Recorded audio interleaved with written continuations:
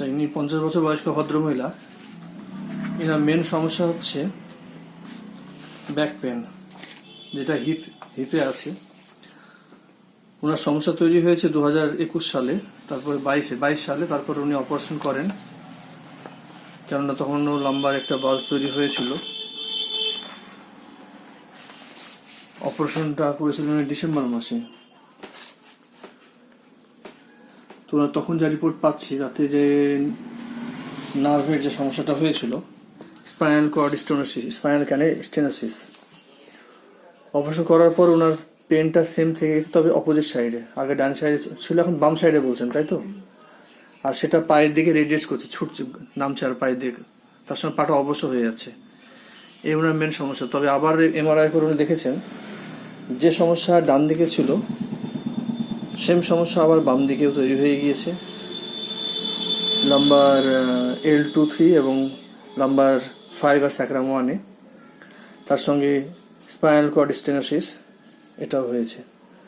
এখন পেন তো ম্যাক্সিমাম আকার ধারণ করেছে, উনি কোনোভাবেই চলাফেরা করতে পারছেন না, একমাত্র রেস্ট, তারপর 1 ঘন্টা ঘুমের পরে বলতে চাইছেন উনি আরাম পাচ্ছেন।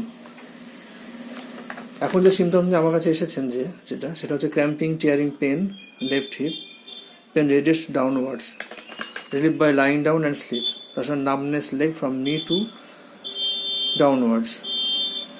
আর যে পেন যেটা আছে এটা বার্নিং পেন, তার সঙ্গে বার্নিং পালম অ্যান্ড সোল।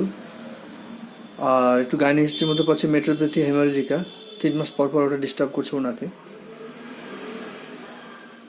আচ্ছা, ওনার সেম ট্রাবল যেটা হয়েছিল, অপারেশন হয়ে গিয়েছে, তার সঙ্গে ফার্স্ট হিস্ট্রির মধ্যে পাচ্ছে ওভারিয়ান সিস্ট, হেমোপটেসিস অ্যান্ড হেমোরয়েডস।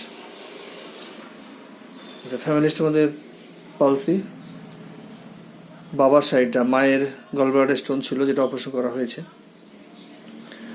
আচ্ছা, ওনার থার্স্ট অ্যাপেটাইট মডারেট বা digestion poor, thirst moderate, drinks of large quantity water causes vomiting, এবার একটা সিমটমস আছে। তার সঙ্গে tongue slight moist, stool dysenteric stool but regular, urine flow slowly, I require long time, bathroom করতে ওনার অনেক সময় লেগে যাচ্ছে। ডিজায়ার অ্যাভার্সনের মধ্যে desire for salt and fish, thermal reaction, hot chilly দুটোই, তবে কম্পারেটিভলি চিলি পেশেন্ট। আচ্ছা, পার্সপেশন কপিয়াস, মেনলি ট্রাঙ্ক, আচ্ছা অফেন্সিভ, বাথিং ডিজায়ার আর সানহিট অ্যাভার্সন। ওনার স্লিপ যেটা দেখছি সাউন্ড স্লিপ, আর dreams of travelling, snake, birds, animals, এসবের ড্রিমস আসে ওনার।